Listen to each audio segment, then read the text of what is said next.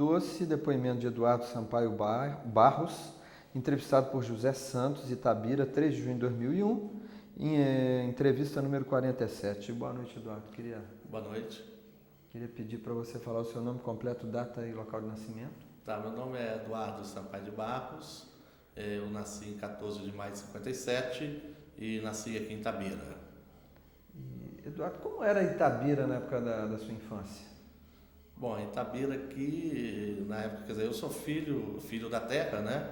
Pro lado da minha mãe e pro lado do meu pai foi uma pessoa que veio atraído pela própria Vale, né? Ele era médico, começou a trabalhar na Cesito e foi convidado para trabalhar aqui na Vale. E ele entrou na Vale em 51 e quando eu nasci em 57 já estava em Itabira, né?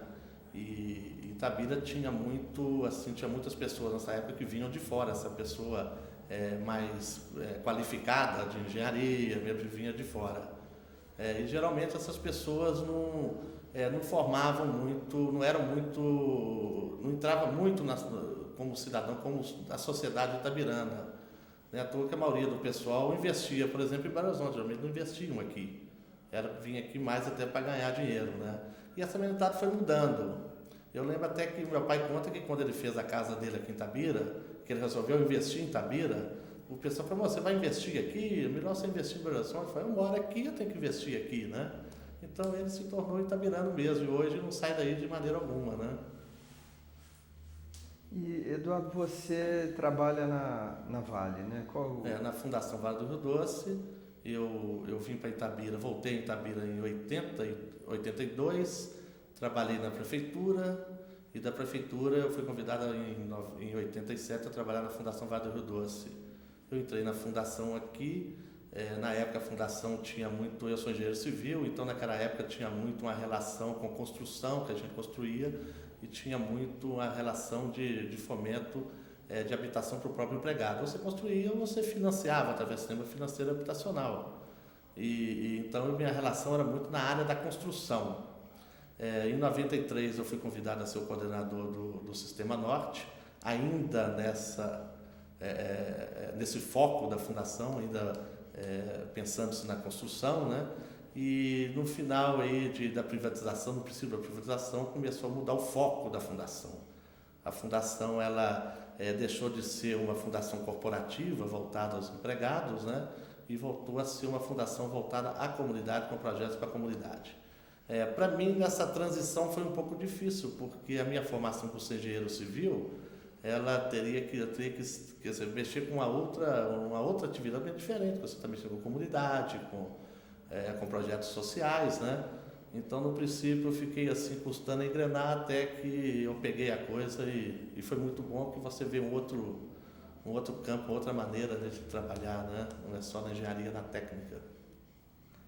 E, Eduardo, você podia contar para a gente uma história interessante, pitoresca, que tenha passado aqui na Vale? Na Vale você fala assim, na minha época ou na época qualquer? Como você quiser. A gente já conhece várias histórias aí, mas assim, de lembrar uma de cabeça assim, eu não tenho nem assim uma lembrança imediata agora não.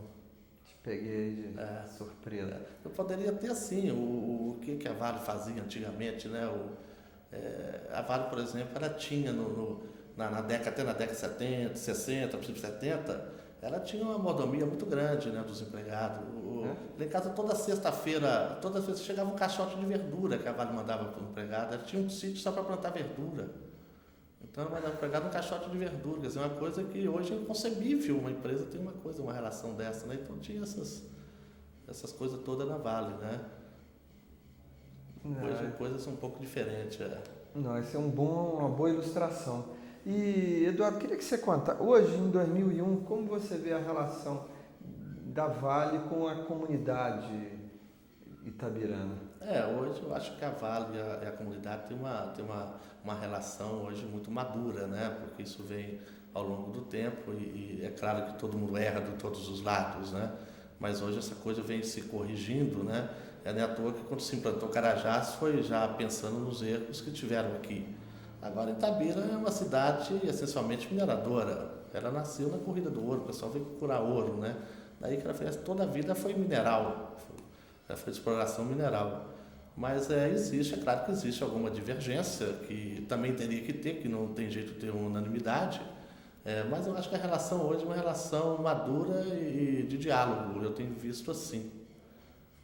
Então, uma boa relação que eu tenho visto hoje. É claro que tem fases que pioram um pouco, fases que melhoram, até por circunstâncias que existem alguns fatos complicados, tipo a poeira, né? Mas sempre isso vem se conversando e com as condicionantes ambientais, vem se resolvendo isso através de acordos, né? Eduardo, como é que você vê essa iniciativa da Vale de contar a sua história a partir da relação com as comunidades que ela se relaciona? Bom, esse projeto, desde que ele começou, eu já tenho acompanhado pela Fundação, e é um projeto, a gente vê, de suma importância e de interesse.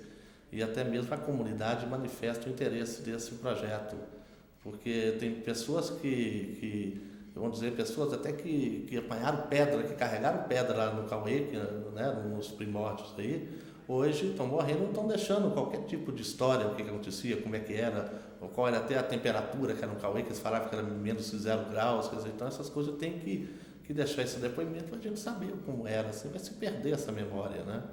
Ela chegou em boa hora, ou talvez até um pouco tarde, mas a ideia, eu acho que é ter continuidade disso, né? Que a história não é só a cara mais antiga, mas a história recente também é história, né?